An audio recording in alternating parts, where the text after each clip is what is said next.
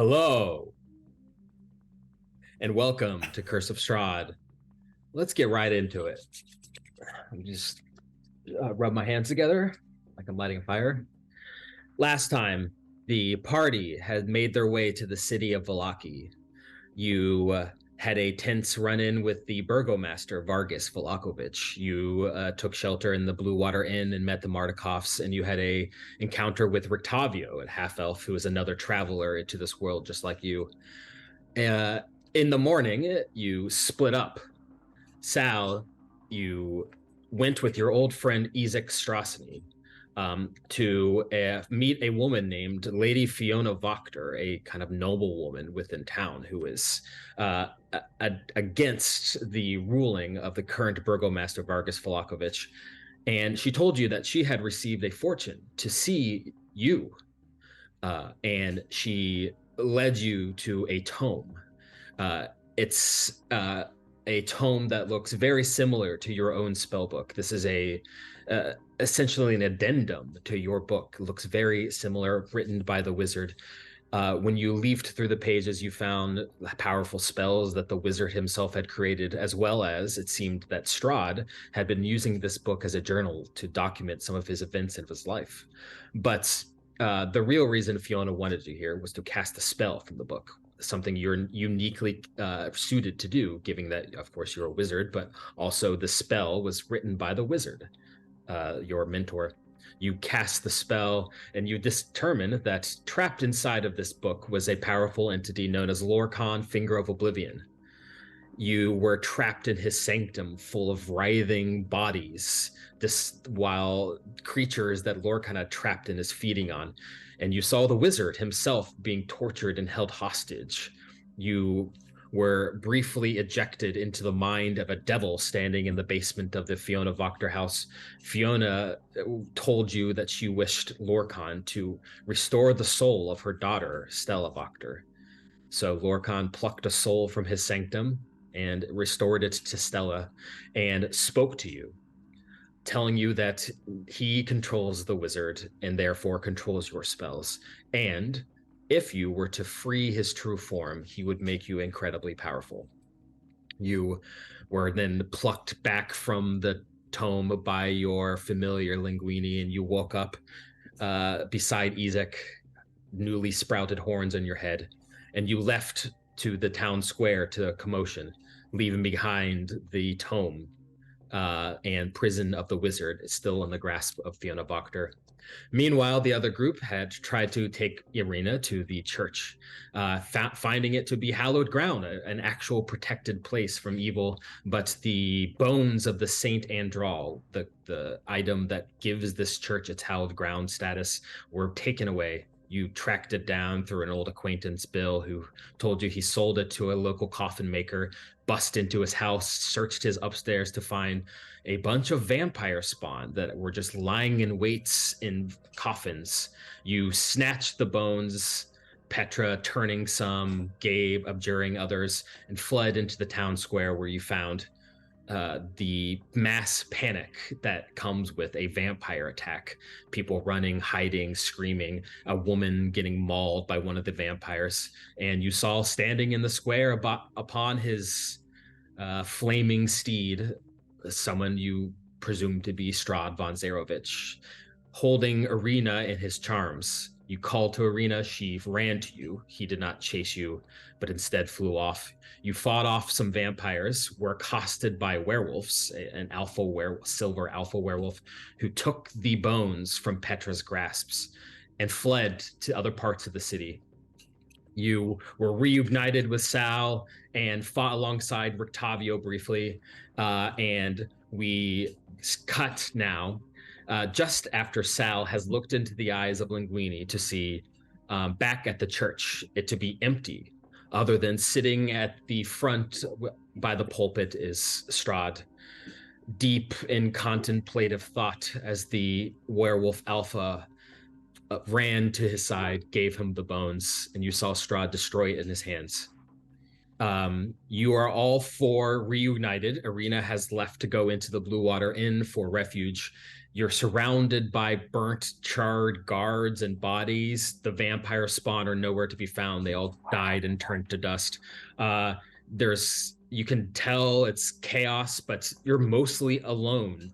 Other than Petra, you are still handcuffed to Henrik, the owner of the coffin shop. This man who is basically weeping in terror and fear, and is you're basically having to drag along.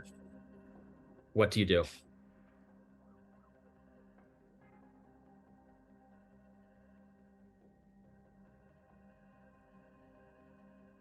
You said that the bones have been taken. Yes, you were handed the bones, and yes. as these werewolves attacked you, the werewolf took them from you in a moment of essentially failure. You could not protect them, straight from your hands, and ran off. Probably Penrick's fault. We need to find the bones? I may have some powerful people after me. We can get into it, but... Salvatore, why do you look like that? Are you talking about these? No. I forgot my accent that I've been doing since... You can talk about these? Sorry. That's bad. Sorry about that. Yeah. Do we be doing this now, or should we get to a safe place? We should probably get out of here. Is there a safe place in this village? Tavern, but I mean, people know we're there, I think, at this point. But can't go to the church. Arena, you saw Arena just go into the Blue Water Inn. That's right, we told her to go there. Well, we should at least go to the inn, maybe close up our tab, and I don't know. It's about the safest place I can think of. All I know is that we shouldn't be standing here around a bunch of dead bodies. Yeah. Coming down a side street, you see Ezek Strasny running full speed. Really running full speed. Everybody be cool. By himself. He's panting, and he's got blood squirted across his torso. He wears kind of like studded leather armor, but it's a little beat up. He looks raggedy, and he comes up. He looks to you, Sal, and he looks to the rest of you, and he says, I killed a couple of the vampires. Where are the rest of them? Oh, good. Great. Yeah, we took care of the... See any werewolves with a bag? No, I didn't. I think I just came from there. I think we're okay. Sal, can I talk with you? I mean, you could just need to be in private, or... Yes. All right, man. Just I'll be back in a moment. Oh, good. He takes you and he says, "Hey, have you seen Stella Wachter, the girl? I'm trying to find her. She ran off." No, I haven't seen her. I don't really think she's still this is what I was trying to tell you. She's really not Stella Wachter. Who is she? I don't know. Whatever soul I plucked from the other side. Interesting. Okay. Listen, I was on my way here with this attack and all. I think the plans have moved up for Fiona.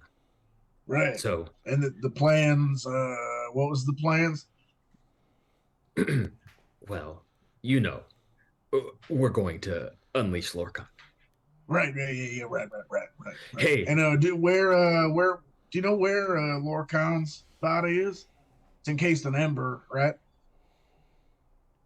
No, in amber, no. I don't know. I thought he was inside of the book. Oh, all right. Never mind.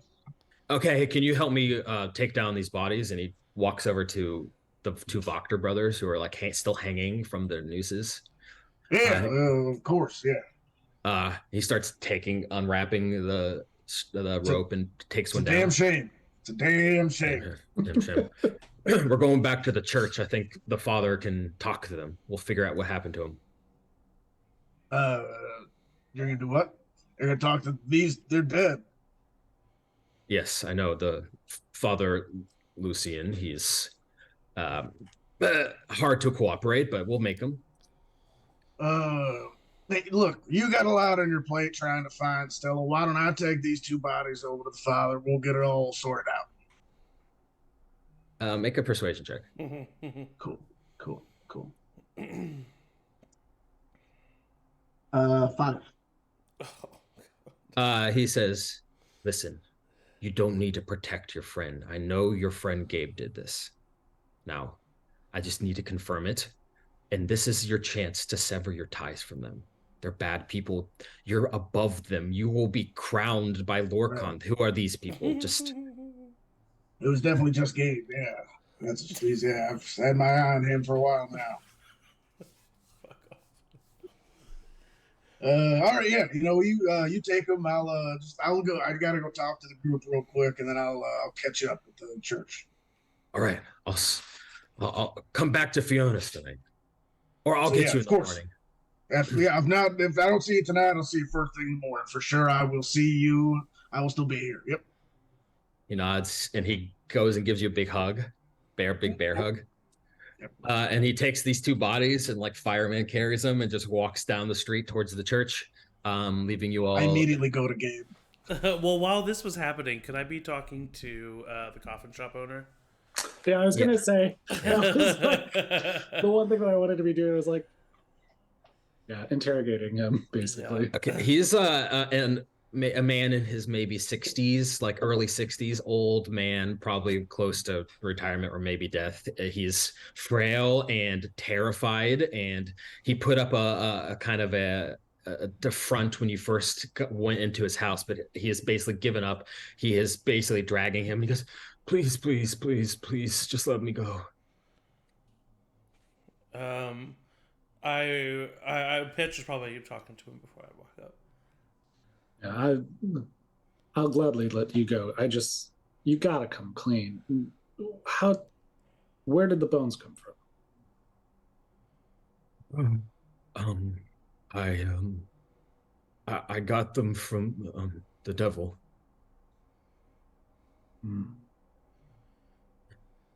Oh well, I mean, not directly, but through his influence, I think. I don't know. He made everything happen. I don't know. I just didn't want to die. I don't know. At this point, I walk up and I see that Petra's talking, so I just stand there, kind of being like the over-the-shoulder bad cop, just looking at him very menacingly. Yes, I mean, your fear makes sense. It is clear. We have seen his power now. Not to be taken lightly. And don't tell Burgomaster about this. Oh God. Yes, I mean, you see what he will do. You look over to see Izek taking the 2 bodies and firemen carrying them away. Oh.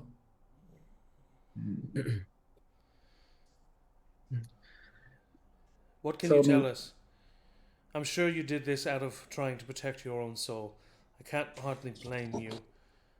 But you have to tell us something. How was he in contact with you? Do you know a way to enter his castle? There has to be some kind of information that you can give us. One day, I don't have many customers these days, but one day someone came. It was a nice man. It wasn't the devil. I don't know. He was a regular guy, and he came and he wanted to buy a coffin, and he started talking to me. He was a nice fellow. He said he was coming from this town of Kresk, and he just wanted to stop over. And he said that he had a shipment because I was low on coffins and I didn't have the wood to make them in my old age. I don't make them anymore. And he told me to keep these coffins in my place. He would give them to me.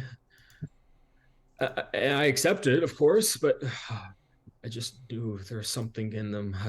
I could feel it. I could hear them sometimes upstairs. I hadn't been up there in months. I never went up there. I didn't want to bother him. I don't know. I was just trapped in my own house. And then Can I roll an insight check to see if this guy is purely just like was used, or if he had any, yes, any kind yes. of say Yeah. in what was happening? I don't know if I can roll or at least give advantage, maybe. You can. Or I'll let you roll as well. Okay. Cool. That's pretty good. Dirty 20. 15. He is telling the truth, but he's telling the truth, but there's a little bit of something in his tone that indicates that his act of like patheticness is in act Played up, at least. Yeah. played up, but not necessarily in deceitful ways. He continues blubbering mess and says, the one thing the man said was someone would give me some bones and I would keep them here upstairs with the coffins. I didn't know what that meant until the kid came. What's his name? Bill. He came and he told me to take him. It all came true just like the man said, so I put him there. With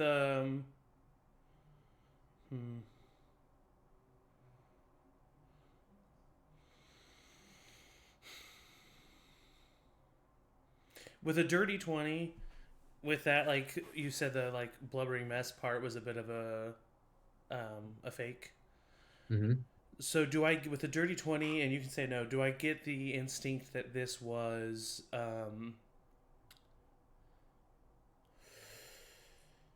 like he enjoyed working for Strahd? Yes. Okay.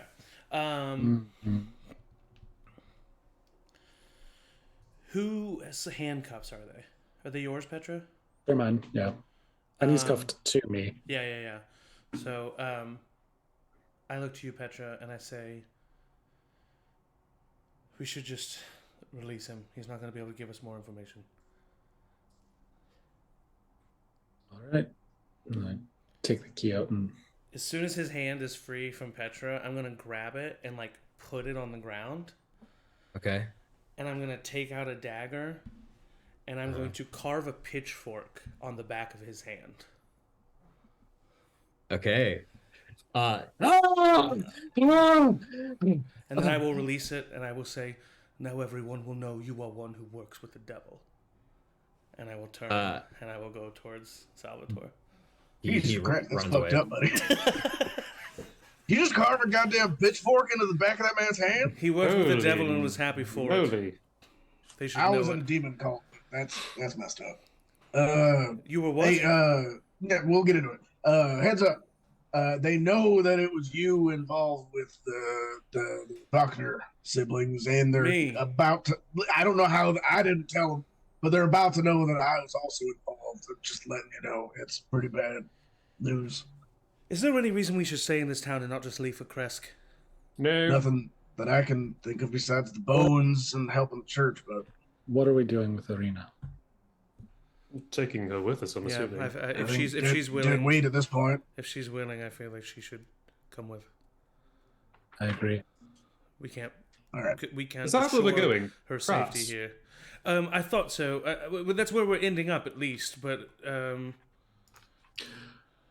we made a path the other session, and I don't remember what I I said. believe I think it was me with there's a girl at the lake, and I believe that we're going was to the where we lake went. first, and then we're going to Kresk, which will have, we think, my thing. I'm pretty squared away with my stuff, I think. And then on the way to Kresk is the vineyard too, which I don't know if we want to investigate that. Oh, right, the vineyard. Oh, yeah.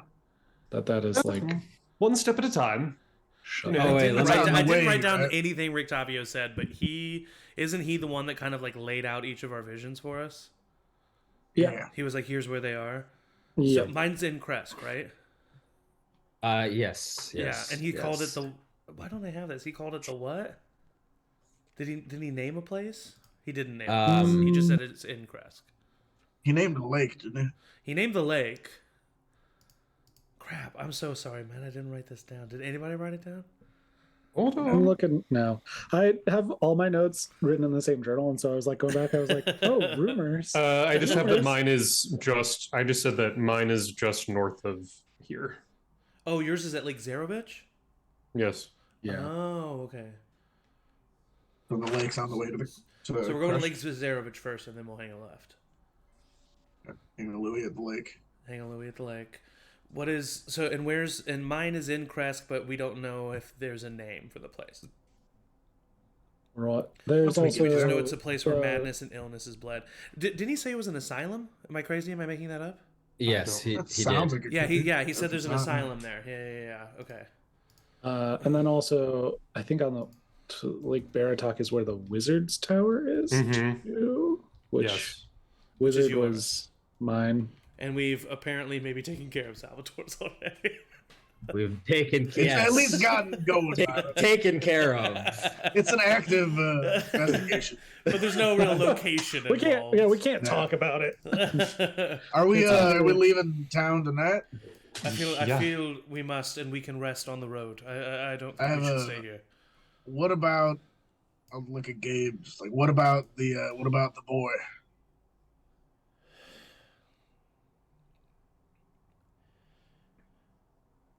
I know kidnapping is bad, but what if it's a net positive?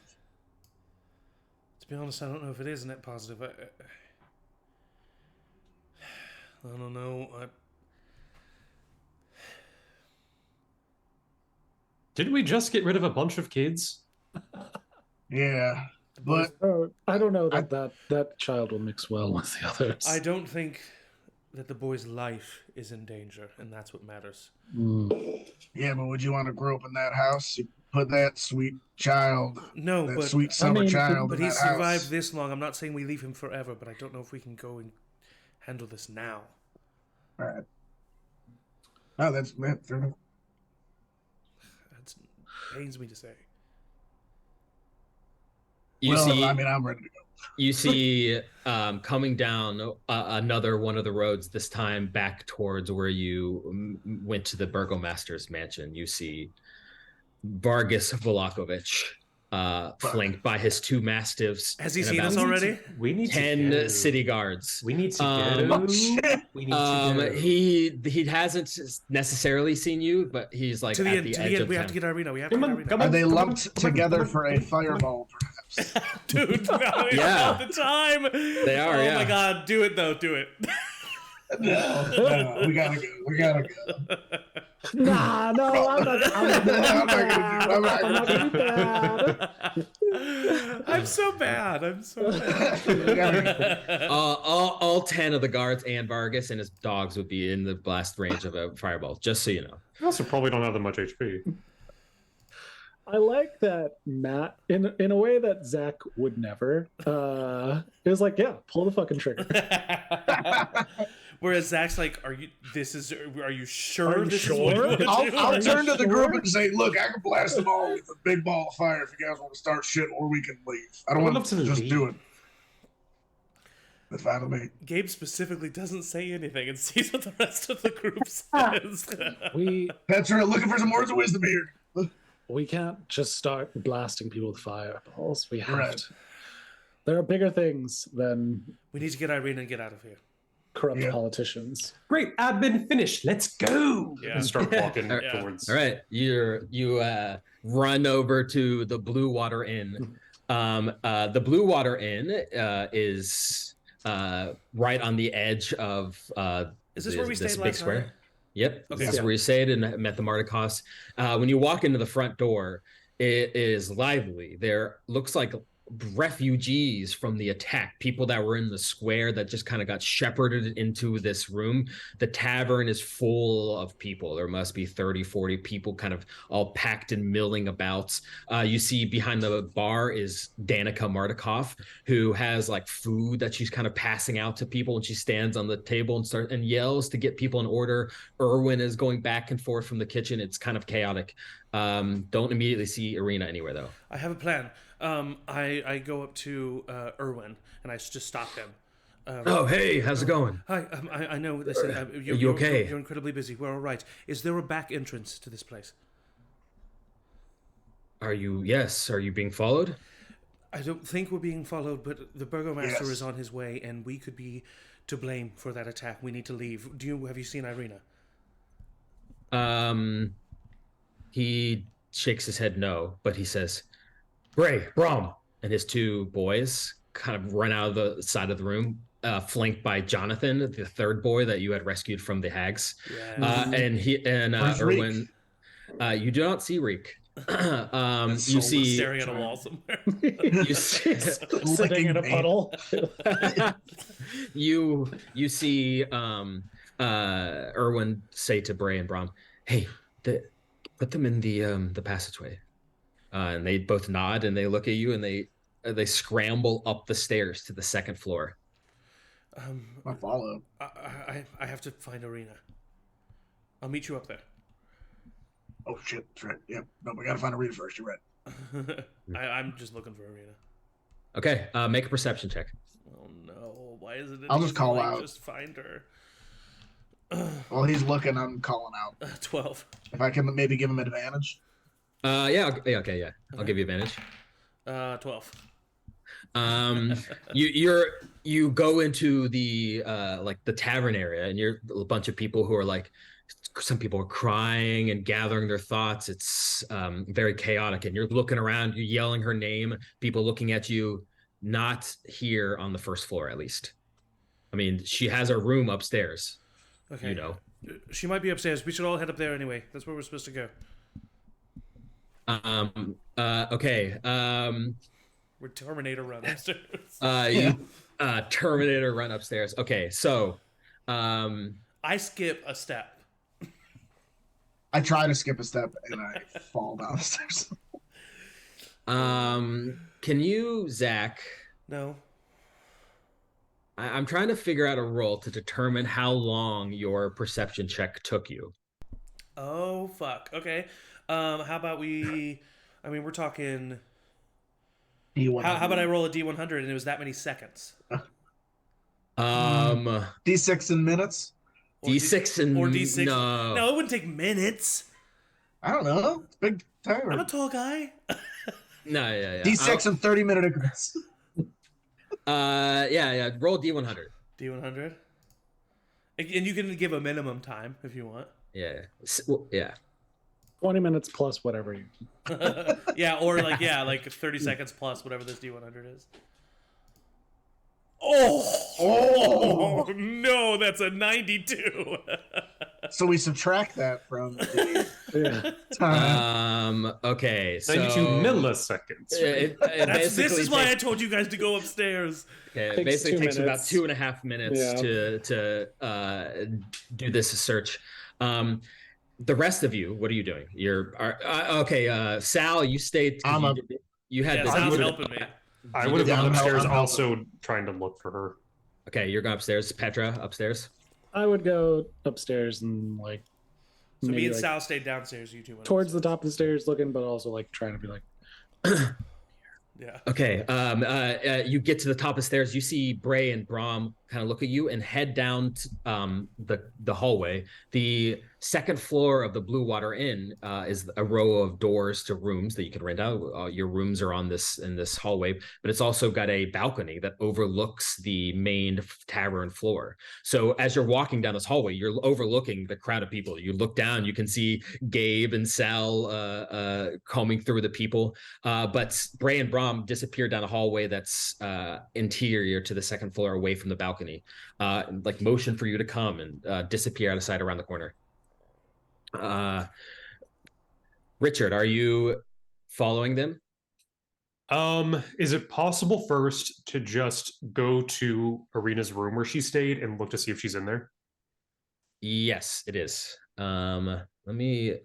This feels like a real like none of us asked to just turn the doorknob. Yeah. She's in the It back. also feels so high stakes. You turn the doorknob of the door to the room, and as you open it up, you see Irina is sitting there, and she goes, "Oh, Richard, thank God. Are you okay?" Hello, lovely. Are you all right? Yes, I'm all right. Is Gabe and Petra okay? Everyone's super. Sound looks a little tiny bit different. We need to go. We need to go now. Okay. Come on. Okay. Come on. She stands up and she grabs her bags and follows you out of the room. As you do that, Gabe and Sal. I'll lock elbows with her, as we're. Okay, cool. She does that gladly. Gabe and Sal, you're pushing through, and as you're opening or pushing back through the crowd towards the stairway, the front doors open, and you see barging into this room is Baron Vargas Volakovich and his 2 mastiffs. And for a fireball, Gabe. Guards immediately pile into the tavern, and immediately your guards are milling through the crowd, and Vargas looks over and sees you two and says, yes, just who I wanted to see. Can I have a minute of your time? Does he look not mad? This is the Burgomaster? Yes. Make an insight check if you want. Both of us? Yes, you both did a cocked eyebrow of it that 19. indicates that. Pretty good. 19. Insight is, where is it? 21. You both see underneath this seemingly nice veneer kind of seething hatred. There it is. Performance. Good. And he says, listen, I need you to tell me what happened in the square. I'm not blaming you. I need to make sure that there's no more panic in the streets and that we have killed everything that has come out. I think we took care of everything. As far as I know. Good. That's good. You see, this is an unfortunate event, but everything is fine now, right? Right. Yep. You would say everything is fine, right? And listen, Gabe, was it? We got off on the wrong foot, and I would just wanted to say that you're welcome in the city. Thank you, Burgomaster. You're very kind. You know what? I've had an epiphany. Just now in this moment. He puts his hand on your shoulder. The Festival of the Blazing Sun has moved up to right now. Everyone in this tavern, the Festival of the Blazing Sun has begun. To the town square. The town square. Burgomaster, there are bodies in the town square. They will Now be moved maybe away. not the time for a festival. Excuse me. Do not tell me how to run my city. It is now that These we'll have people the are festival. terrified. They were just attacked. And what better time to have a festival of joy and happiness? Burgomaster, get a hold of yourself. What are you doing? Think. I want you both to be the featured speaker at the festival, and I will not have no for an answer. Absolutely. Now, come with me outside. We just got to take care of some stuff. Got to make some notes for my big speech. Right now, the festival has begun. Please join me outside. Let me at least clean myself from the blood of the people that I killed to save your town. It's better theater if you're covered still in the blood of the creatures that you've killed. And Well, then let me go put some more blood. Let me go put some more blood on. Okay. Make a persuasion check, Sal. Oh, Do I give him advantage for also saying it, or no? You give him a normal roll for have his disadvantage of the plan of putting blood on. I should have went with the cock roll. I rolled a 3. Jesus. You feel the hands of 3 guards putting your hands on both of your shoulders. 3 guards each. You're now surrounded by guards, and they're like pushing you. I mean, I thought I was gonna fight back, but I mean, you can. I mean, they're not apprehending you. They're just kind of like leading not you. Too late for a fireball. I would probably die. Wait, everyone. Okay. You everyone, as in the citizens. Yes, citizen. I know that I have heard the way this town feels about this man. You all have issues with him. His justice is cruelty, and his celebrations are a mockery of what you've been through. I don't know what he's planning, but But I know it's not good, and you all... Stop leaving yourselves open to what happened today. It's because of his ignorance that this was allowed. It's time for you to rise together. You are more than just him and his men. Don't let him run this town into the ground. Make a persuasion Now it's taking check. a step away from Gabe. Petra would do the Knight's Tale, yeah. Oh, it's cocked. Fuck. That's a 13 plus persuasion. 18. Okay, you can tell before you made this inspiring speech that the reaction to the announcement that the festival is now pushed to right now was met with a lukewarm response at best from the people here. A lukewarm response. They were not excited about the prospect. They are still cowering and overcoming the trauma that they have just gone through. But your speech in the face of this man that these people have come to hate and loathe is uplifting. And you see Danica Mardikoff, the owner, stand up on the bar, and she goes, "Yes, I agree. It's no longer that we have to be under your tyranny." And a bunch of the people in the crowd go, "Yes, yes." Petra, you're overlooking this from the top of the stairs. You see all this happening. Richard, you're holding Irina. Bray and Brom are motioning for you to come around the corner. It's down the hallway. Yeah. I'm coming. We're going. I'm walking with her towards Bray and Brom. You head towards Bray and Brom and Jonathan, and they take you down the hallway. It dead ends into what looks like a closet, but on the blank wall, they kind of push on it in a certain place, and it slides away and reveals a secret passageway. And they motion for you, and they take you into this passageway. In the amazing boys, amazing. They close the door behind. You see sitting in here is Reek, the boy, just kind of sitting here. Ooh, yikes. And Irina says, we should get Petra at least.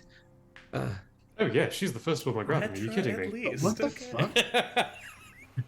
She just professed her love for Gabe. When it comes to Petra. Gabe and Sal, as you're inspired this, the Vargas sees that he's losing the room. He takes a step back, and he motions something, and all the guards pull out their spikes and they start pointing them at the citizens. And he says, "I will not have this right now. We're going outside and we're having the festival of the blazing sun. Now come outside right now." And you feel the points of spikes, or of the spear points in your back as you're getting pushed out. A bunch of the people in front of you are just kind of hands up, getting shepherded out the front door into the now pouring rain of the evening dying lights of this day into the town square.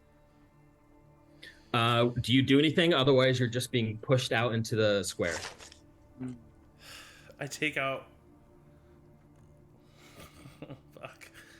I just know that if this festival happens, something bad is going to happen. I take out my battle axe. And I just slowly raise it up to the burgomaster. And I don't know what the rules of this world are, but I say, "On your honor, I challenge you to single combat."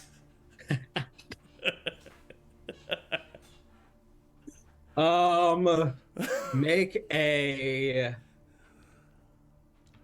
Just add a charisma check. Just add your charisma. Okay, this is +2. I'm going to make it in the Roll20 chat just because it feels... That's a 7. I will use Chronal Shift to have you roll again. Oh, nice. Cool. Okay, dope. For the last time today. 14. Doubled it. He says, he looks at you, takes a deep breath, and he says, "Yeah, that's a great idea. Me and you. You came here and you stepped to my authority. There's nothing will inspire the citizens more to know that I have killed you, a dissenter, right in the town square. Forget the festival. Everyone join us. We will fight. I put my axe on my shoulder and I start walking out. They take the rest of the people outside into the pouring rain. Petra, what are you doing? Oh no! I would look to Richard and am I with you, or were you well, still? no, because you are, I guess, like down a hallway, but like I assumed I could kind of like split the difference of like seeing the. I don't know. Can we, Matt? Generally, the direction that you went, at least in. Yes, yeah, yes. You're down the hallway. You understand and see like the door, the hidden door. I would. Gabe's put his foot in it again, and I'm trying to save you people. Yeah. What? You people. I would come closer and then say, Gabe's put his foot in again. I will say Gabe did like look at Sal and was like, "Go." Is he doing that hero? Is he doing that hero thing? Yeah, spells he's doing that hero thing. I can get out of here. Go. If you want to, take Arena. Maybe just stay hidden for now. I gotta go. Keep it alive. Yeah. You go fight. I go hide. That's how this works. And then would follow the all right, procession of people. Yeah. Okay. And I'll go back with Arena into the hidey hole. You follow the group back. Oh God. Yeah, it's a shepherd people. Matt, why do you put me in these situations? Well, okay, you challenged him to You and You- Angie both like, how does this keep happening? You literally this past weekend got blamed Matt and Eric for pushing the red button that you set out. Listen, I'm doing stuff that I would do in character. I wouldn't just let this guy run me over. Yeah, I think it's all in character for sure. As you go out into the rain, you see there's probably now 20, 30 civilians who have kind of gathered in this area. There are guards that have just dragged the dead other guards and the commoner, the civilian away into the side streets to clear out the way. The people look scared and are basically now surrounded by guards with spears. They're like shepherded into this ring in the center of the town square. You see coming up to Vargas is Lydia, his wife. She kind of comes over and gives him a timid hug and says, "Are you, is the festival happening?" And he says, "No, my friend Gabe here has had a better idea. We will fight." And she looks wide and looks to you, Gabe, and she says, looks back to Vargas and whispers something in his ear. And she like shrugs her off and she kind of steps back, wide-eyed, just staring at you, Gabe. And you're shepherded into the center of this ring. It is now just you and him, surrounded by a crowd of people, maybe now 20 guards, just all standing around. No sign of Izek Strasny or Fiona Wachter. As you stand there, you see Vargas kind of pacing back and forth on the opposite side of this ring. And he speaks to the crowd and he says, "As you know, the devil has visited us today. I have done my best to stop it from happening, but sometime there are outsiders that have come here beyond my control." Petra? I was gonna say, if I could do it low key and cast bless on the three of us outside. Yes. Make a stealth check. Absolutely. I also want to do something right before the fight starts, if I can. last a minute. Use my sparkly dice. Just as we walked out, I used my healing hands to restore 5 hit points. Okay. With my disadvantage stealth, it is a 16. One of them was a natural 20, and then I rolled a 13. Okay, yeah, you cast bless. You don't seem to think that anyone has saw it. Sal? I want to try to cast haste on Gabe if I can. Okay, make a stealth check. Come on, what I got +2. 6. Okay, Sal. You cast the spell, and it happens, and you're hasted. And as that happens, let's see. Does a 16 hit your armor class? Yeah, I'm a wizard, man. Who's hitting? A guard is pummeling you in the back of the head with the blunt end of his spear. Do I like see it happening? I would use shield if I could. Okay, yeah, you can use shield. Yeah, you use shield to deflect the blow, and the guard kind of gets up in your face and motions, and 3 other guards kind of surround you. You're now surrounded by 4 guards, and he says, "Listen, trying to help the burgomaster. No funny business." I would never. Good. Do I look funny to you? Yes. All right. All right, Gabe. You're just standing on the opposite side of Vargas Vlahovic as he's kind of monologuing to the non-receptive crowd. Are you doing anything in preparation? Staring at him. Just staring at him. He continues his speech and he says, "As you know, the devil has not come here in over a century.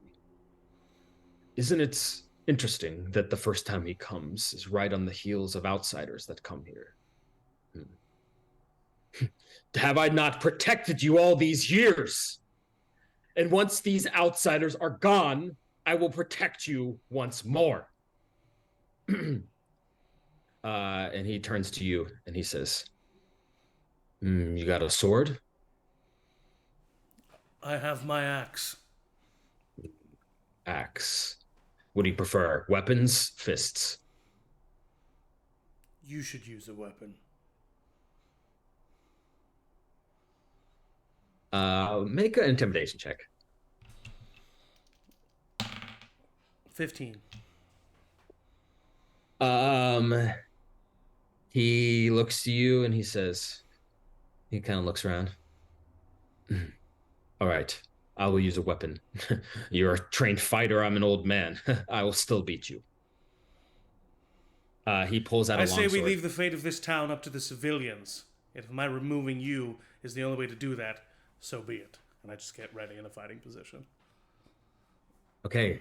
Roll Sal's initiative. like, come on, hurry up. 13. 13. Okay. Old Baron Vargas here is going to roll initiative. 14. Of course. Okay.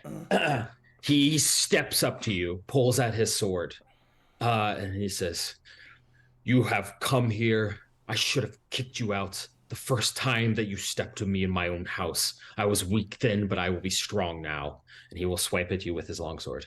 Okay. You're hasted. You have a +2 to your AC. 18 to hit. Misses. He swings wildly and misses. That's his turn. I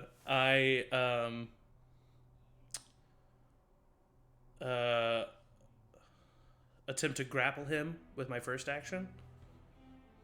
Okay. So he needs to make a athletics check. Yep. I got a 21. He got a 4. Okay. While grappled, we'll narratively say that I just kind of like put a hand on his like shoulder throat area, and then I'm just gonna punch him twice in the face at advantage.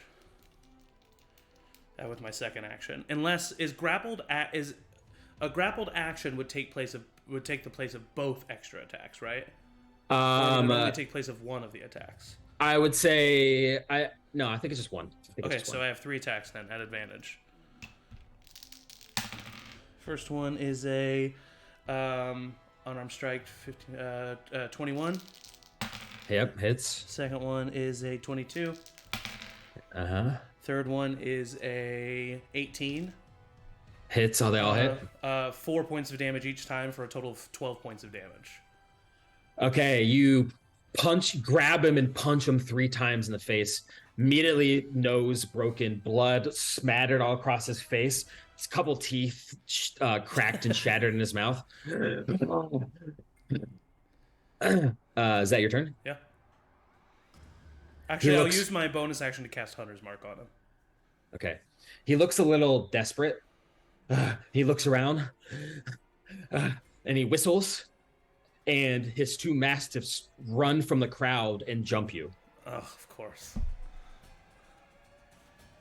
Okay.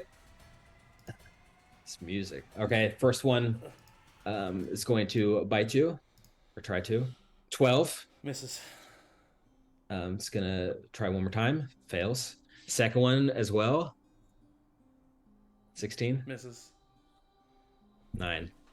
They just run up and try to bite you, and basically nothing. The crowd is now like, this is crazy. What's happening? It's your turn. I'm going to punch him in the face 4 times at advantage. Hell yeah. And an extra d6 to each with Hunter's Mark.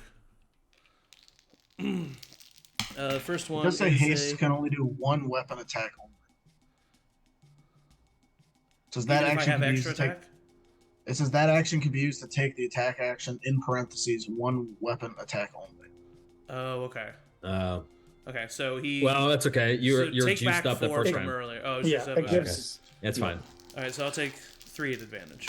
The first one was a 20, so that hit. That's a natural 20, and then a dirty 20 again. So that is 12 plus 4 is 16 plus 3 is 19 plus the crit. 8 is 27 points of damage, all with unarmed strikes. You punch him in the face, a flurry, and when you're done punching, his unconscious body is just in your arms. The dog's barking. Sal, can you make a perception check? Yeah, of course I can. Not bad. Perception 14. Okay. As you're watching this pummeling happen with these guards around you, 4 guards around you, you see approaching the town square from the opposite direction. You see Lady Fiona Wachter, flanked by around 6 people, including Ezek Strasny. And you see in her arm, she carries the tome. Fuck, dude. And as she walks up to the circle, as you punch Vargas out, she speaks out and she says, "Do not kill him yet. He must see what happens next." And she just steps into the circle and starts to approach you. The 2 dogs are just like growling at her, and they kind of step back, not knowing what to do. And she walks right up to you, Gabe. I just have this whole time, like I've just have his hand in my collar, and then as soon as she like the only thing holding him up is the fact that I'm holding his collar, and as she approaches, I just drop him and just look at her with like my head tilted. And she looks at you and she says, "You are the saviors of Vallaki this day. This man has been a tyrant to this city for a long time. Isn't that right?" And people in the crowd start to nod. Yeah. Okay. Yeah. You see Lydia, Vargas's wife, say, "Wait, no, don't kill him. Don't kill him." And she steps in, and a couple of civilians kind of push her back.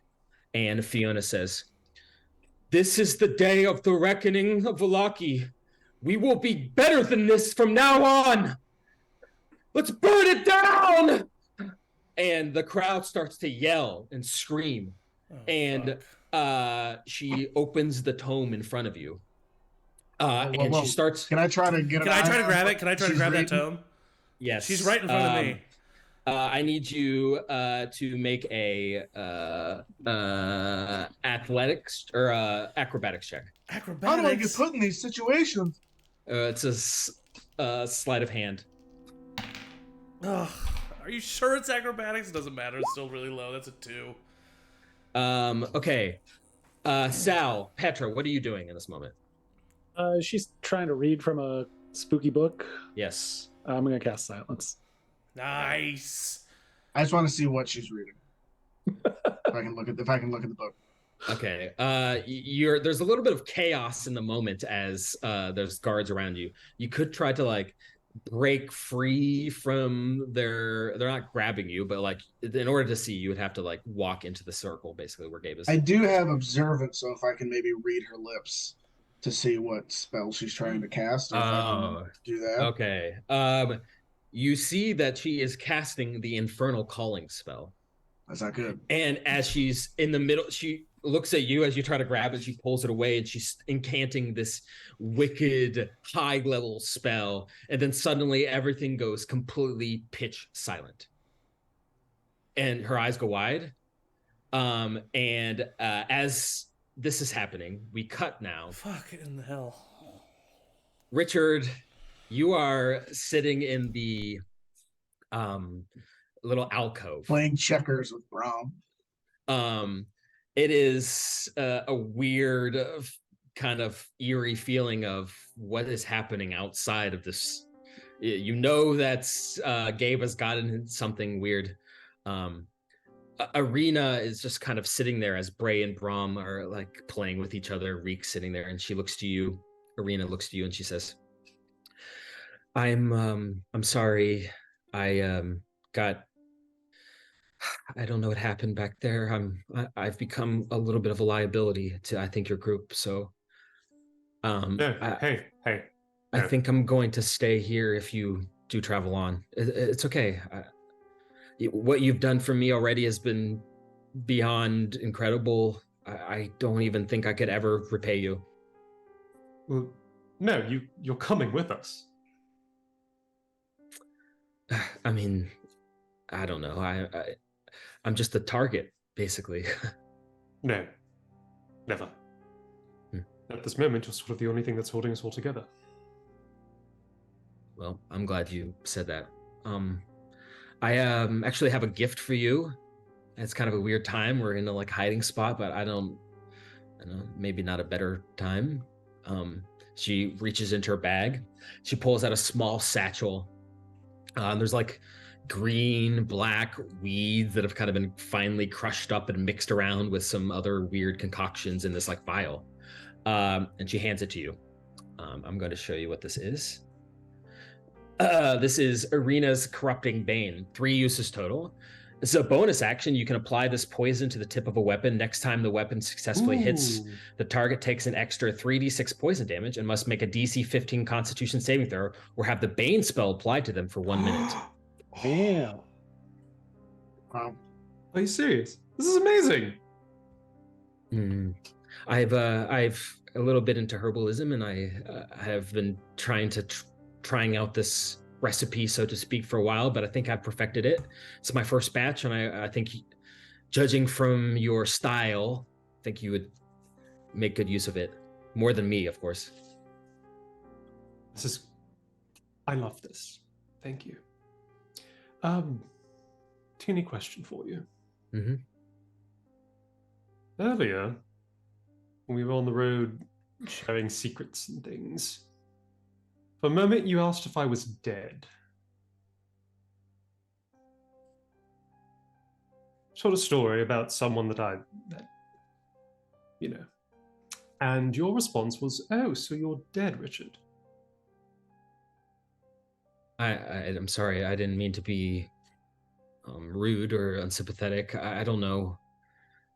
I don't know what's happening. I'm sorry. I'm not mad. I'm just...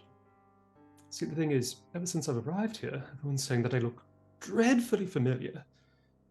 You seem to think so too, and I want to know why. I don't know. I have to admit, you kind of remind me of a couple of Vistani that I've met before. And the circus people. Yeah, but I don't know, just not in any like looks, but the way you carry yourself. But I don't recognize you. The way I carry myself, what do you mean? You have a certain effervescence. I don't know. Insight check. Yep, make an insight check. What is she trying to say about me?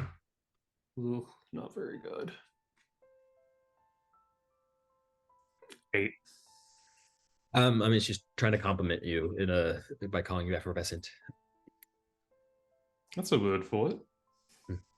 As you're talking, the door slides open, but not the door that you came in. There's this passageway that you're in is kind of a condensed little small room, basically, like in the wall. And on the opposite side, there's another blank wall that now slides open to reveal a hallway on the opposite side that you have not seen before.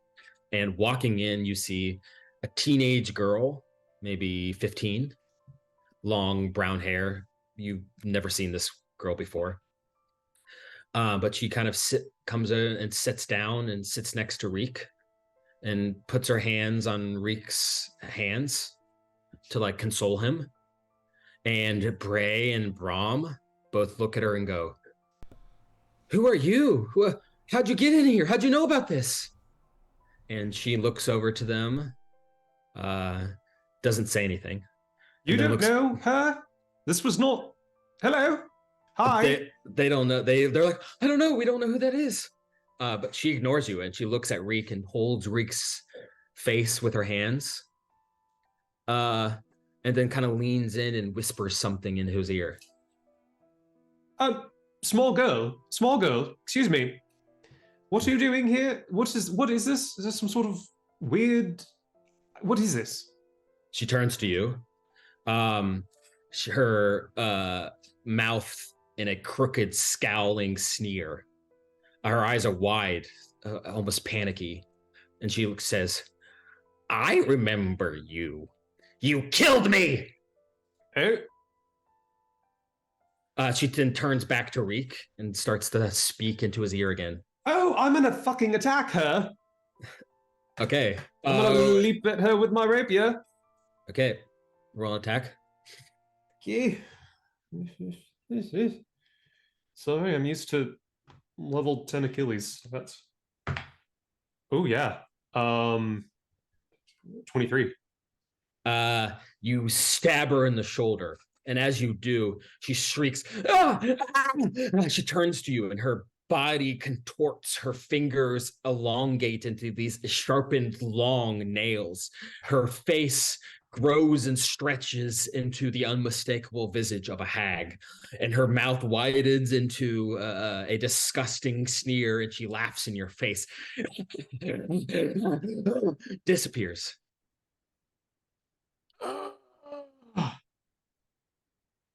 Okay, cool. I'm gonna still have my rapier out, but just really on guard. I have the alert feat, so she can't surprise me anyway. Ha ha ha.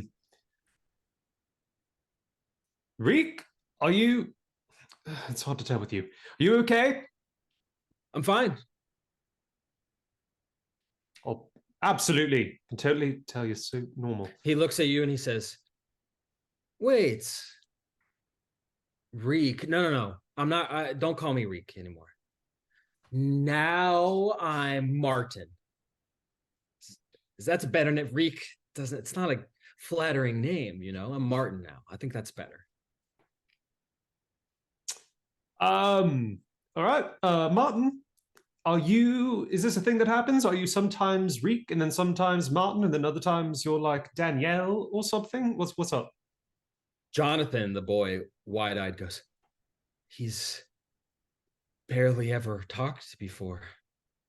And Martin stands up and he says, I have to be going. It's nice to meet you.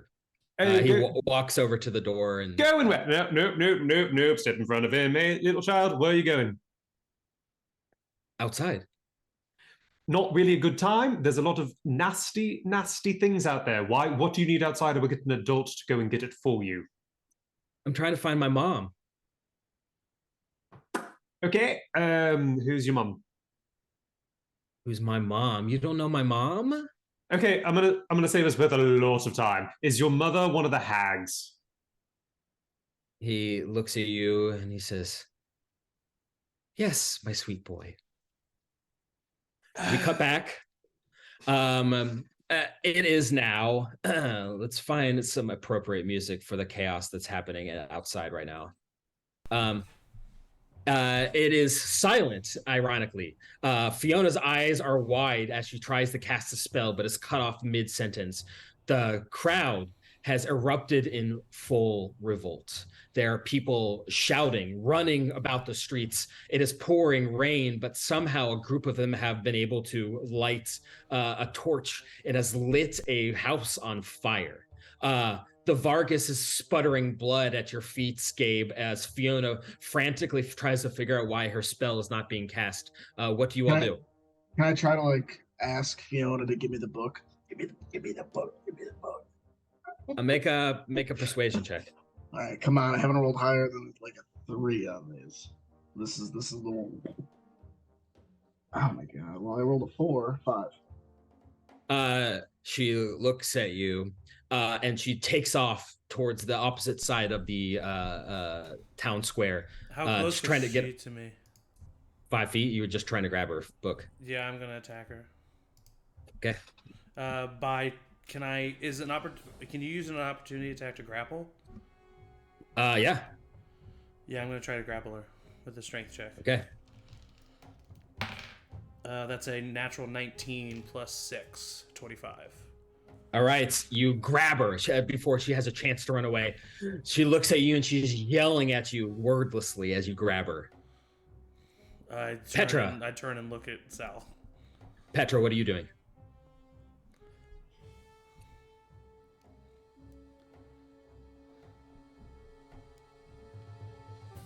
I don't know. This has all gotten way out of hand. I wish I would have gotten in the hole.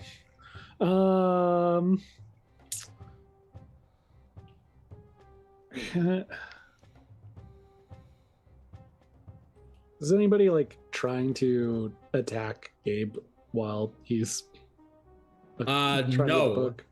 But you can see that guards are using their spears and are attacking civilians. Some civilians are taking torches and throwing rocks and trying to light the guards on fire. It has turned into a battlefield in front of you. Oh yeah. Standing outside of my silence zone, I'm going to use thaumaturgy to increase the volume of my voice and yell out to the citizens that are rioting now, hopefully being heard. Is this what you would do? Destroy your own village after finally freeing it from the grips of a tyrant? Do you think that? Yeah, go ahead.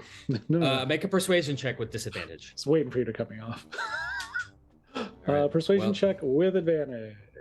Disadvantage. Okay. Disadvantage. You're trying to go against mob mentality, which has taken over. Yeah, it's tough. Persuasion. God.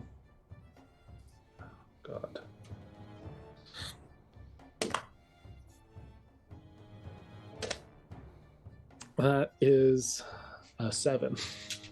Your voice is drowned out by the shouts and screeches of the people around you. You realize that the situation has gotten so far out of hand that this can only basically end in this city's demise at this point without a dramatic turn of events.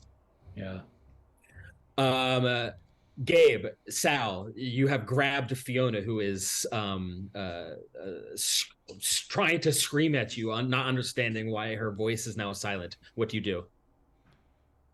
I gotta call down Linguini so we can communicate telepathically and see if he can grab the book. Okay. Yes. Okay. I need Linguini to make a acrobatics check. Of course, which is probably pretty good with the hawk. I'm gonna use saxophone die. Nice. That's feels bad. Hawk. Acrobatics, which would be dexterity, so they're +3. I rolled a 1. Damn. Okay, she pulls the book away. Petra. Actually, I need you guys to roll initiative. Yeah. Me as well? Yes, you as well. Great. When I cast Fireball unexpectedly, did I use one of my 3rd level spells slots? No. Perfect. Use the 2nd level slot or whatever you were. Yeah. Okay, level. Cool. 26, Matt. Nice. 26.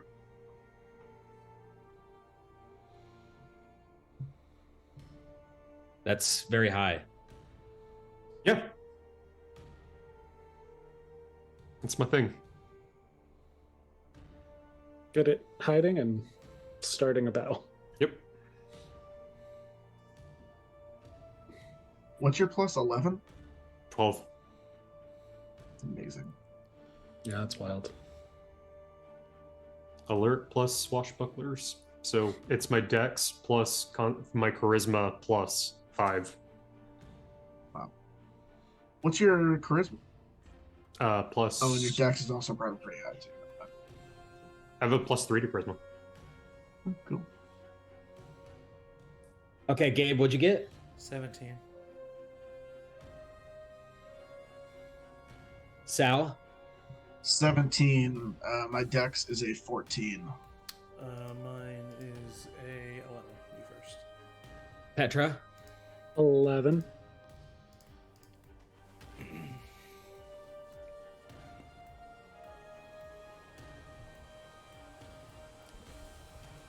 $26, Matt.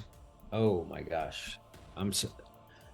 You were first either way, but I wanted to give you full credit for your Thank you. roll. Thank you. I'm still here, by the way. I'm just going off camera for a second. Okay. It is Richard's turn. As you stand here in front of Reek, his eyes go wide, and he looks like he's about to cast a spell on you. I'll put my hand over his mouth and try to shut him up. Oh, okay. I mean, make a grapple. I'm trying to grapple him okay, and yeah. hold his Make mouth a shut. acrobatics or athletics. Acrobatics, baby. Are you kidding me? Got to beat 11. I got a +7. Yeah, 18 + 7, 25. Okay, yeah. You over his mouth and his eyes go wide. He starts to fight you. No. Arenas are like, what is happening? Oh my gosh. Arena, yell for Petra to get up here. Say we have a hag problem. Arena nods and walks out the trapdoor that you were there, and you see her walk down the hallway. Anything else? You're sitting in this room. There's 3 children there that are eyes wide, kind of looking at you. Hey kids. Hey there. Are you gonna kill him? I don't know. Maybe. Depends. Let's see. All right. Next up is the mob.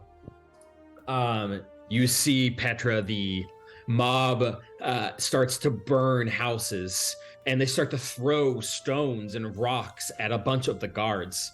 The guards are engaging them in combat, trying to hold them back with pikes as the civilians make their way through. Going to roll a couple of checks that are attack rolls, but essentially in the place of a bunch of people at once.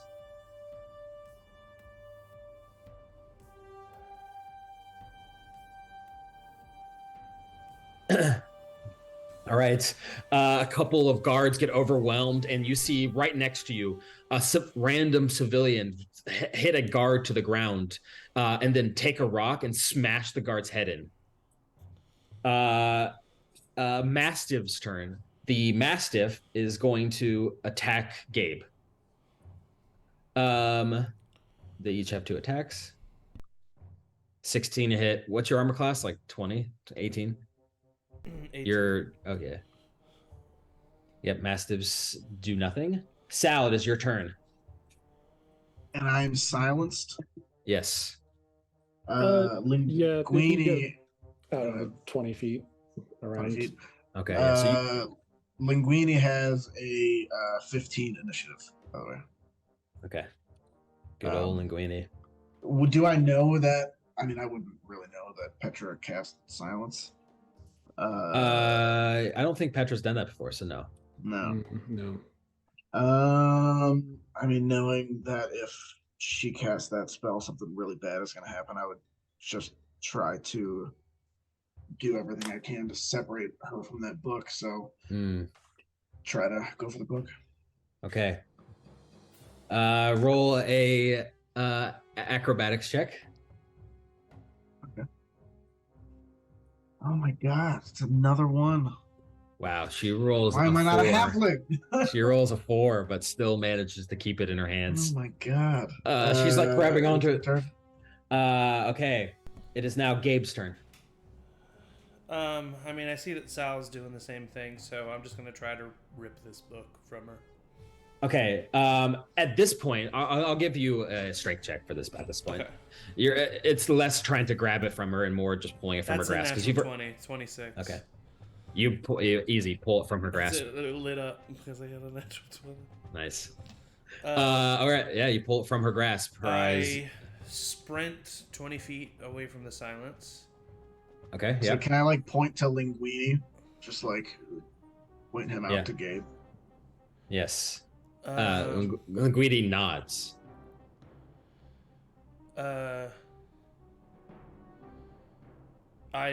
I guess just as I'm running, then I just like hold the book up for Linguini. Okay. Got it. That was my action and 20 feet of my movement. When I get outside of the ring of silence, like I think maybe I'm just like I'm running, and then I notice I can hear my breathing again. I'm going to cast Misty Step and teleport 30 feet towards the, I don't know how far away I am, but 30 feet towards the blue water end. Okay. So you're... And I'm going to yell at Petra as soon as I'm out of the silence as well that we need to leave. So you're holding on, you're still holding the tome. Yeah, I mean, I didn't know how close he was, so I didn't know what, but... He's up in the air flying down. He'll get there soon, but okay, yeah. If you Misty Step away, he could still probably get there. Okay, yeah, so then I still do that, yeah. Okay. That's my turn. Okay. What is Linguini's dexterity? Well, if he's far away, he can use his action dash, right? Yeah. Still do that. So Okay. he could have 120 feet of movement. If his dexterity is a 16. Okay. Well, actually, it doesn't actually matter. Unfortunately, it's the guard's turn. Petra, 2 guards attack you. Yeah. With their pike. Just Classic out of curiosity, and genuinely just because we don't have a battle map, so I don't know.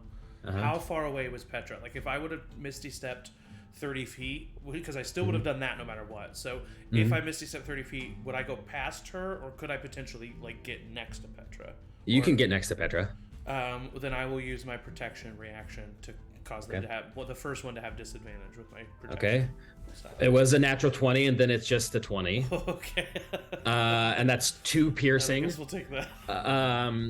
Can you roll a concentration check for the first one? Just need a DC 10 for silence. Yeah, and I have Warcaster, so I also have advantage. Got advantage. It's not 20. Okay. Another guard is going to attack you. 21 to hit. Yep. This one does 11 piercing. Wow. And you need to make another concentration check. We gotta go. Yeah.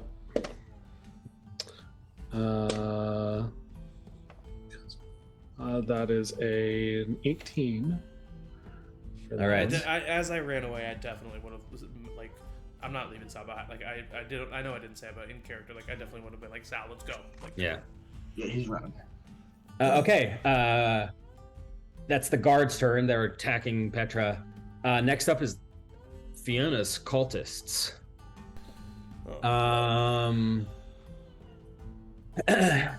Well, the cultists have one goal, essentially, in this moment.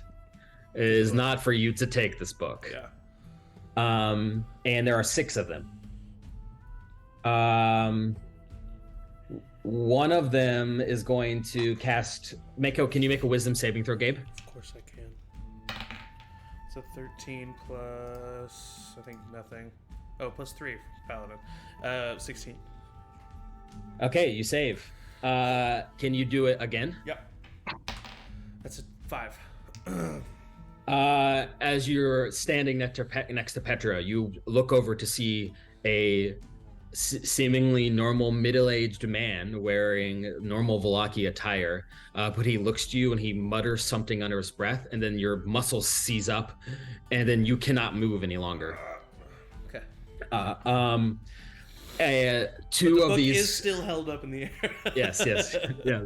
2 of these cultists run over to you and grab the book from you. And then I don't the get other, to roll. No, I'm kidding. The last 2 are going to both cast inflict wounds on you. Okay, they would have advantage.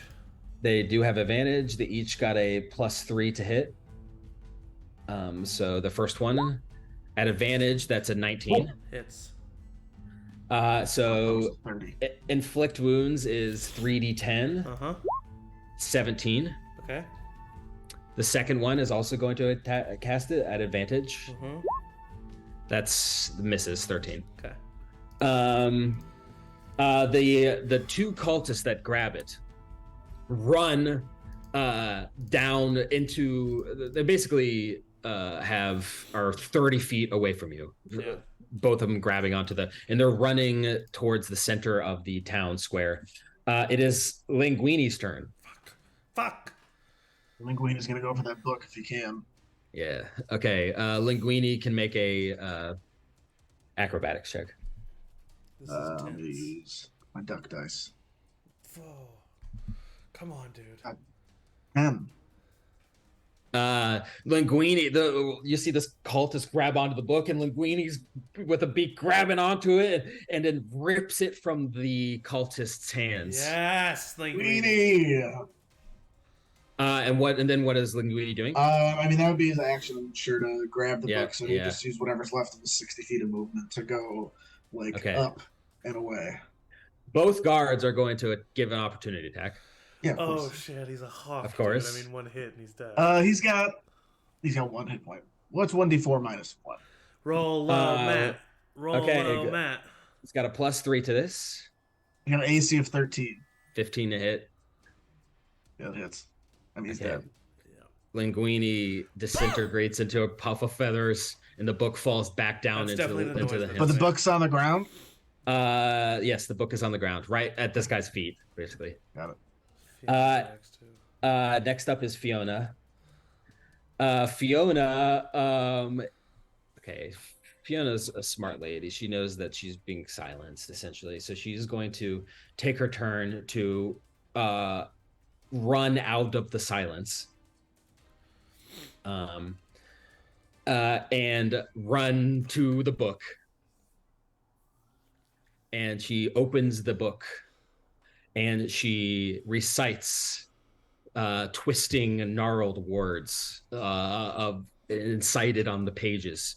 Sal, you recognize this as a slightly butchered version of the spell that you so poetically cast earlier in the basement of her house.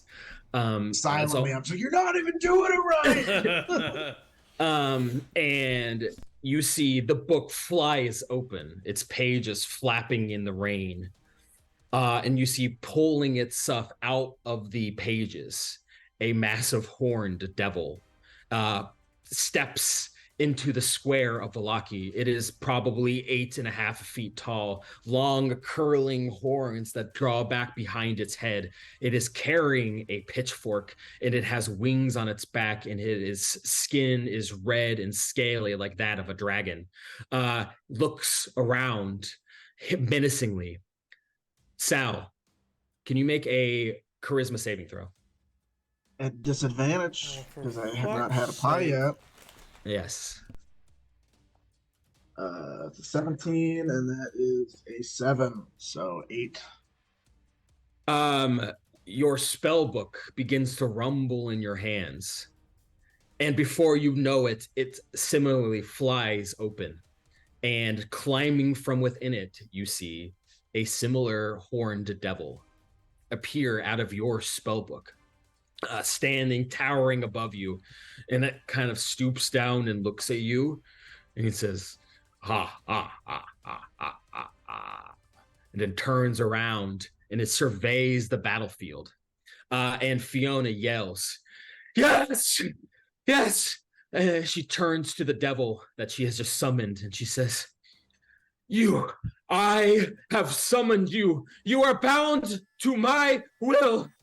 You will help me take this town over, and you will help me rule this land.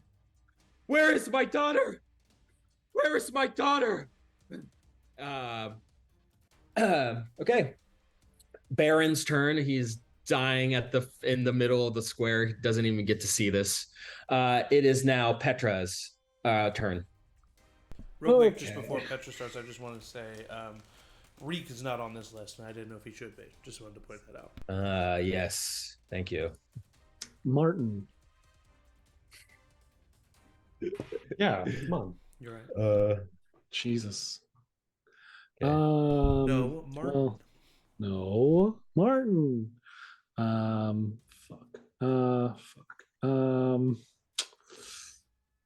Going to cast Aura of Vitality, which creates a little zone around me, 30 feet.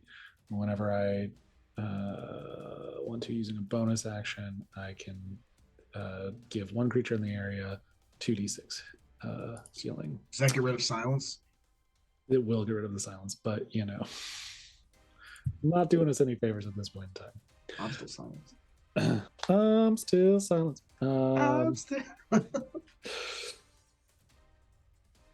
So that's my action, and then I'm going to immediately use my bonus action to heal myself. All right. A movement. There are two guards that are like right next to you that had just attacked you. Yeah, we haven't heard anything that there's a hag problem going on inside yet, have we? No, you haven't. No. Okay. In that case, I look to Gabe and was like, well, we've got a new creature to kill, I guess. And raise my shield against the guard, but like focusing my gaze on the devil that is risen. Okay. It is now let's see, after Petra's turn, it is the devil's turn. Yeah. The Mine's devil, like a cool devil, right? The devil that looks to you, Sal, you make an insight check. I don't know if I rolled above a 10. 12. 12. This devil, there's something up with this devil. It's you don't think that this devil has been like summoned from hell or anything. Somehow this devil was inside of your book, just like it was inside of the addendum that Fiona has. How that happened, you don't know. You don't think you put a devil in your book, but this devil does look to you and to Gabe kind of sneering, and then bounds off and starts viciously mauling a guard that's right next to Petra. Okay. Cool. Let's see. Devil is a friend of mine. Natural 20. Nice. Takes its whipping, almost like scorpion tail, and just impales this guard straight through the sternum out the back. And then it's going to use its another attack to take its pitchfork and attack the other guard that just attacked Petra. Takes the pitchfork and just takes the torso of this guard and is able to pry it in half. Incredible strength and vitality. The two guards that were around you, Petra, are dead. And the creature just kind of looks to you as it's kind of studying you, kind of stoops down right in front of your face.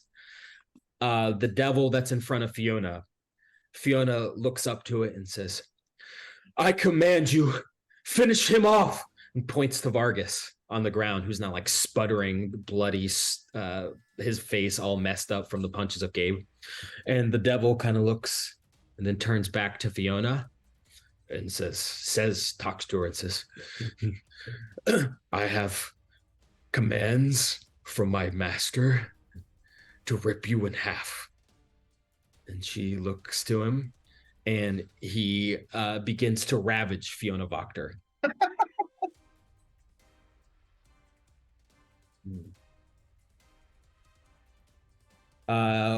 This will be with his fork.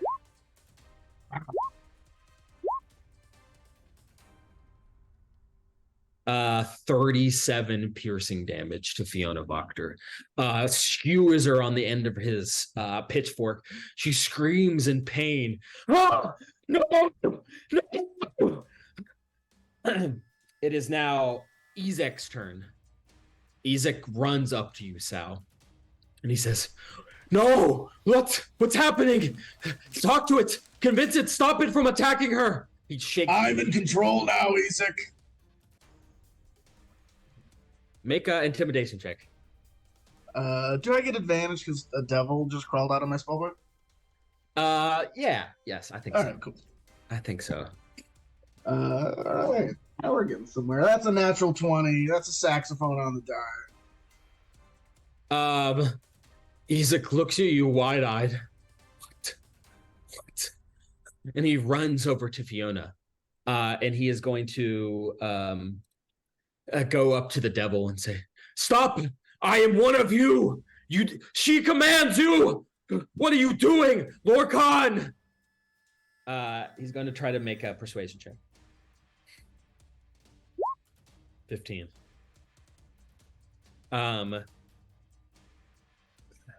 Back inside, Arena is out in the hallway, comes back into the room, and she says, Petra's not there. Oh my God, I looked outside. It's chaos. There's devils. Oh my God. Looks to you holding Reek's mouth. Your turn, Richard. Turn to Arena. Just see if you can see them outside. Tell them to get in here. She nods. I will look to the kid. Are his eyes still doing the? Yeah, he's looking at you with the hatred of 1,000 suns as you have covered his mouth with your hand. Listen to me, you bargain basement of a witch. Let this kid go. Make a persuasion check.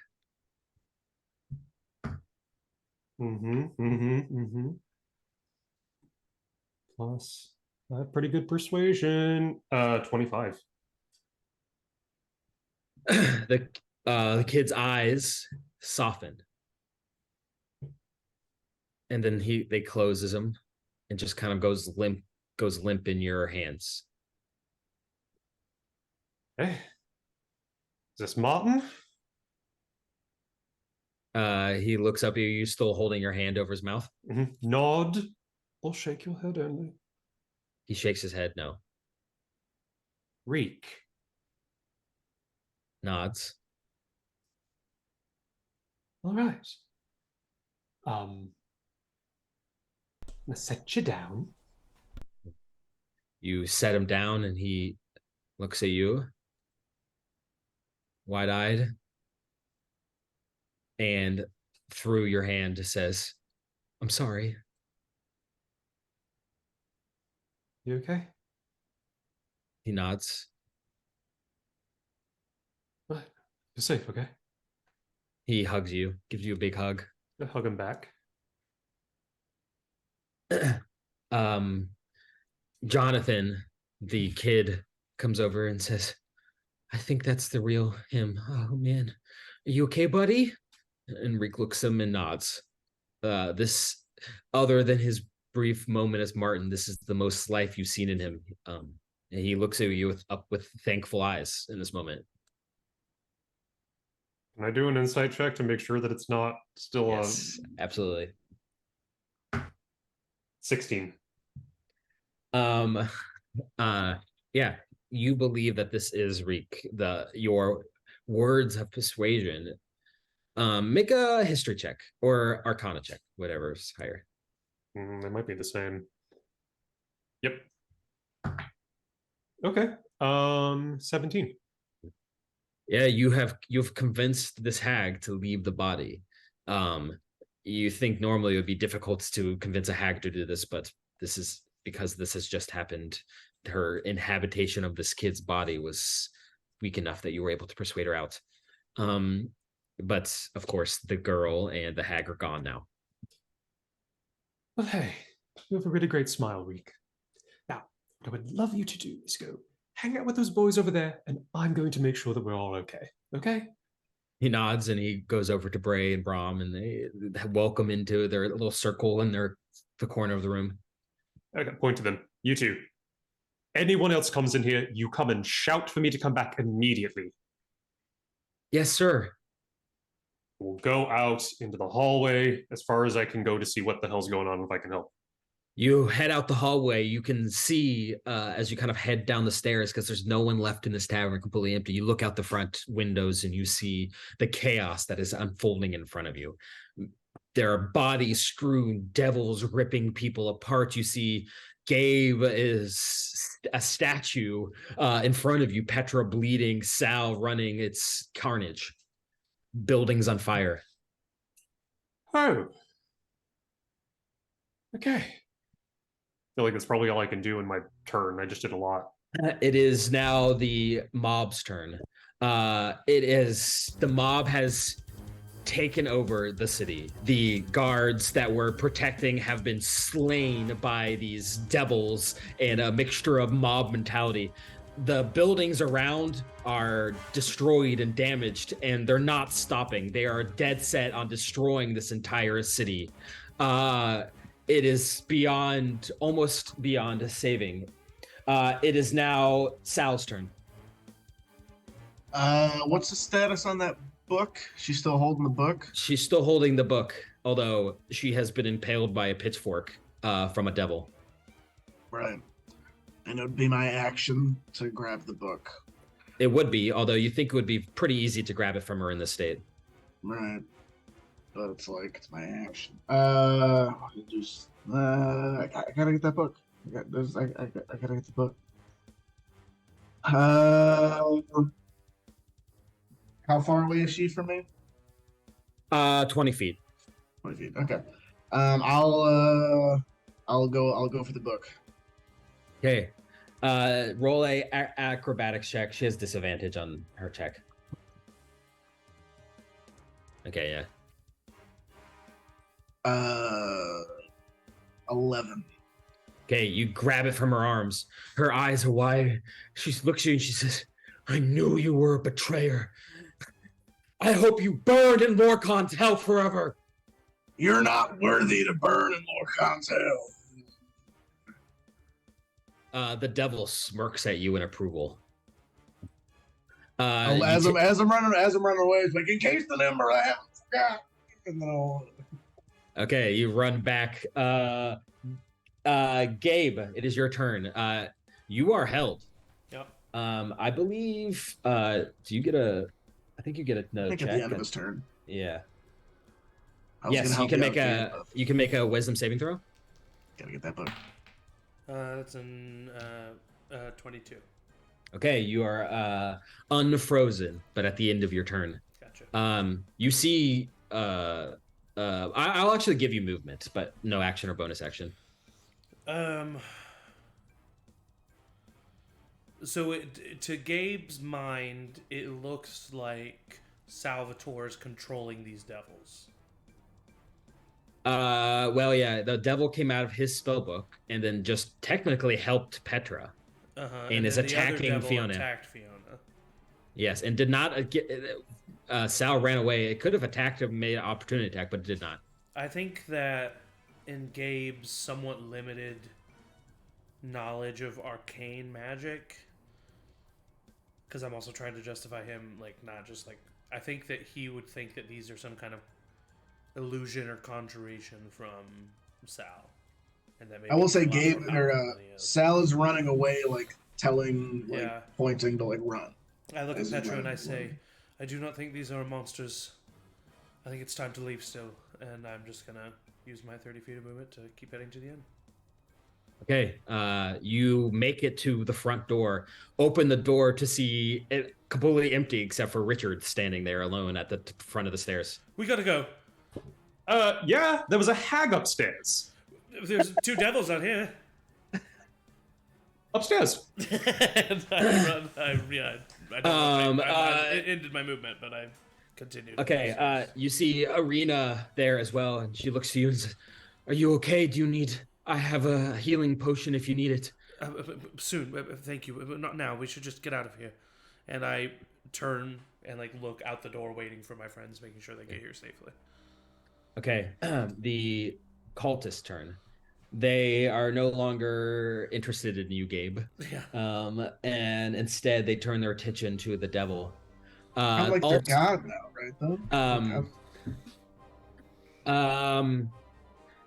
Make a performance check. All right.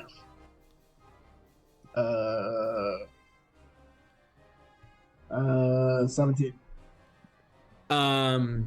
They have 6 cultists. All it's almost rehearsed. Like they were planning for this, but they encircle Fiona and the devil in a circle, and they all 6 begin to chant in unison. You would recognize this as the language of Infernal. Sal, do you speak Infernal? I think I do. Yeah, I do. Okay, well, I was going to say, if you don't, you do now. They are basically... to me as well. Okay. I also nice. Okay, so you can you make an Arcana check, Petra? Sure. I think you actually might know what's going on here. 17. Okay, these devils are not devils that have come from hell. They are temporary projections from some more powerful creature. You don't expect these devils to be around very long. In whatever way that means, you're not sure, but whether they're going to disappear or die or turn on each other or what, you don't know. But this is a temporary thing and not a real devil infestation. But that does not stop their real threat to the people around them, as you can see. You do realize that these cultists are chanting a banishment spell on the devil. This devil needs to make a charisma saving throw, which it's pretty good at.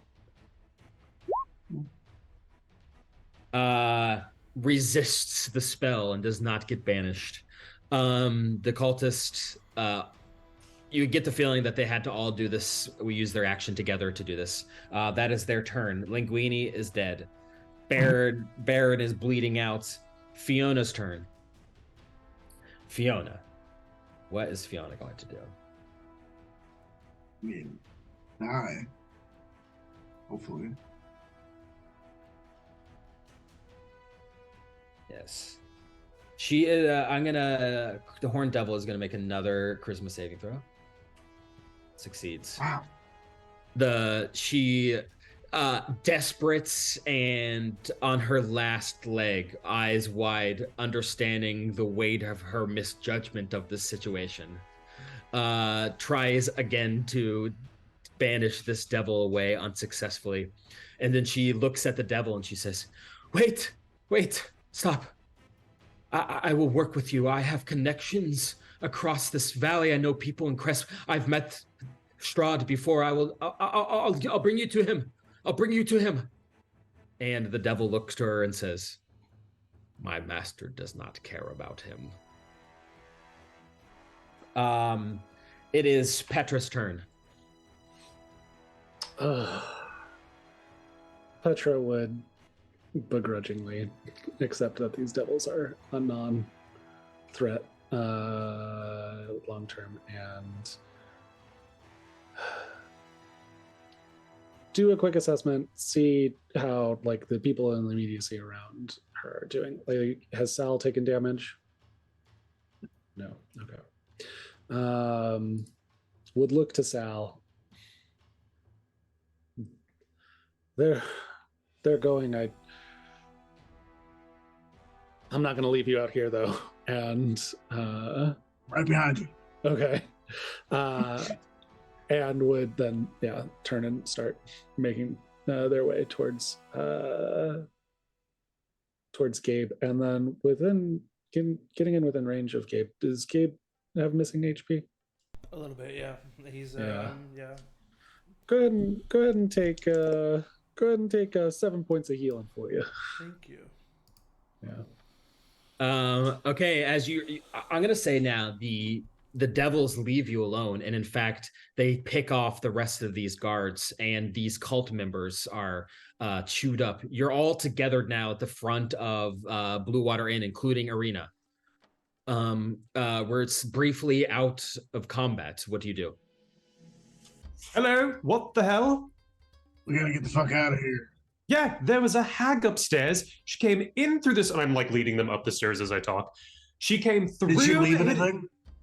No. What? Okay. No. She came through a little door. Where is she? She was in. I'm trying to explain it. I was there, ready for action. And then this door just opens up, and this like teenage girl comes in and really rude, not looking at me. And she just goes and starts talking to Reek. And then I'm like, excuse me, little girl, what you doing? And then she's like, I'm a hag. And then she became a hag. And then I stabbed her and she disappeared. And then the hag possessed Reek. And he was like, my name's Martin. His name was not Martin. I told the hag to leave his body. The hag did. Reek is cool now. We're good. Go. Reek doesn't have a soul, by the way. I think he does. I think he does actually now. Like he's like, right. There's a little glimmer. And the hag didn't leave any pies or anything, right? We're sure. We just want to make sure we get those off the streets. Didn't leave any? She was like a teenage girl, and I stabbed her, and she didn't leave like a note with a recipe or anything. We gotta go. Let's not worry about this. Arena looks at you wide-eyed, Richard, as you're telling the story. He goes, oh, I know who that girl was. That's Stella Voctor. That's Fiona's daughter. Oh shit! Hey. I kind of put a soul back into her body. I think I did. I don't know if I did or the Lorax did. But that sounds like the least like surprising thing that I've seen today. So sure. Did you put a hag soul in her body? I don't think so. It was something about the first person that I killed, I think, or the Lorcan killed. I don't know, something about that, but it didn't seem like a hag. Okay, well, I guess, is it okay if I come with you all? Only if you do it quickly. I already told you are. Come on. She nods. Very dramatically run out of the city. You see Ezek, as you're running, Ezek Strasny trying to cut this devil down as you, Sal, witness Fiona Voctor's last breaths as this devil rips her apart. Her screams echoing. Scream out, say hi to Lorcan for me, as I'm leaving. As you say that, Ezek looks back at you and he says, how dare you? You were like a brother to me. You betrayed us. This could have gone. You could have been the king of the world, Sal. Now you're nothing. You'll be being chased forever. What am I to do now? He looks around in the carnage around him. Sure sounds like you're nothing, buddy. Catch you on the flip. Bounce. You leave your cousin behind as you fled the city. The gates to the city in the back are normally heavily guarded, but are now sitting vacant in the light of the chaos that's unfolding in the city. You open the gates and you let yourself out into the cold, nighttime, rainy air of the city of Vallaki. You take a second to kind of collect your thoughts. You look back, you can see 7, 8, 9 smokestacks in the air from different burning buildings in the city ransacked. You can still hear the distant cries of screams of battle and hardship. But you do hear right above the din of the city falling into chaos, you hear a violin. Vistani music. And you kind of look down and you see a path leading to the edge of the giant lake, and vaguely see the outline of a couple of wagons. And behind you, elsewhere, a road leading west into the great unknown. And that's where we're going to stop. What chaos we've caused in this poor town. They're just trying to throw a festival. Yeah. They were there for like a day. I read for like a day. It's been another like 10 minutes since. Right. Yeah. All right. Well, you guys have major impact on the city of Vallaki, I would say. You could say that. Yeah, Jesus.